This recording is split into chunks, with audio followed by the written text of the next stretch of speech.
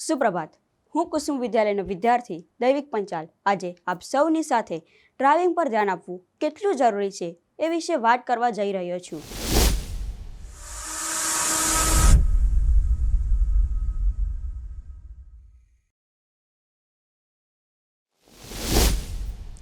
શું તમે ડ્રાઇવિંગ પર ધ્યાન આપો છો? સલામતી પ્રથમ, ગતિ પછી. ડ્રાઇવિંગ એ કોઈ રમત નથી, એક જવાબદારી છે. ડ્રાઇવિંગ ગંભીર બાબત છે. જ્યારે તમે વાહન ચલાવો છો ત્યારે પોતાની સુરક્ષાનું ધ્યાન રાખવું જોઈએ. હવે હું આપ સૌને એક નાનકડા પ્રસંગ વિશે વાત કરીશ. મારા પિતા બાઇક પર પોતાની કોલેજ જઈ રહ્યા હતા. થોડીક ઉતાવળ હતી એટલે તેમણે બાઇક સ્ટાર્ટ કરી અને આગળ વધ્યા. રસ્તામાં તેમના મિત્રનો ફોન આવ્યો. તેમણે ચાલુ ડ્રાઇવિંગે ફોન કાઢી તેમની સાથે વાતો કરવા લાગ્યા. તે વાતચીતમાં એટલા બધા મશગુલ થઈ ગયા હતા કે તેમણે આગળનું વાહન જોયું જ નહીં અને એકદમ બ્રેક મારવી પડી. નજીકથી અકસ્માત ટળ્યો.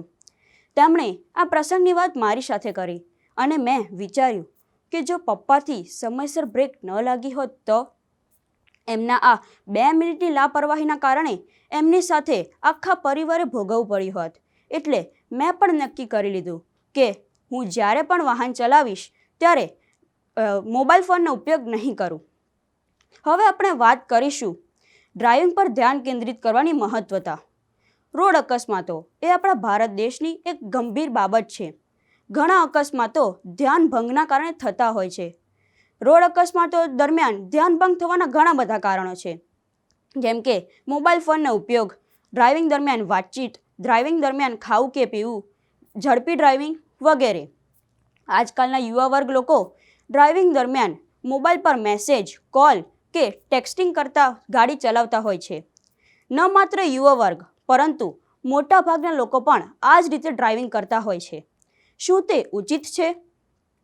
ધ્યાન ભંગના કારણે અકસ્માત સર્જાય છે. શું અકસ્માતમાં માત્ર એક જ વ્યક્તિનો જીવ જોખમાય છે?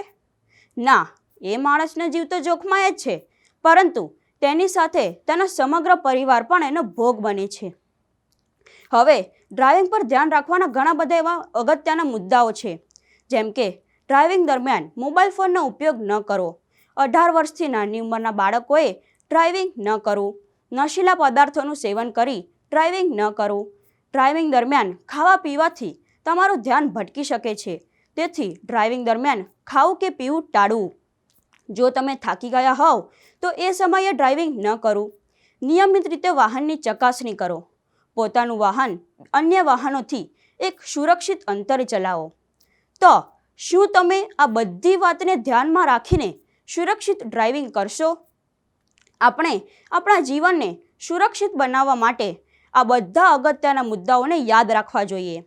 ફોન નીચે મૂકો, સીટ બેલ્ટ લગાવો, હેલ્મેટ પહેરો ને ડ્રાઇવિંગ પર ધ્યાન આપો. મારી સાથે જોડાવા બદલ આભાર.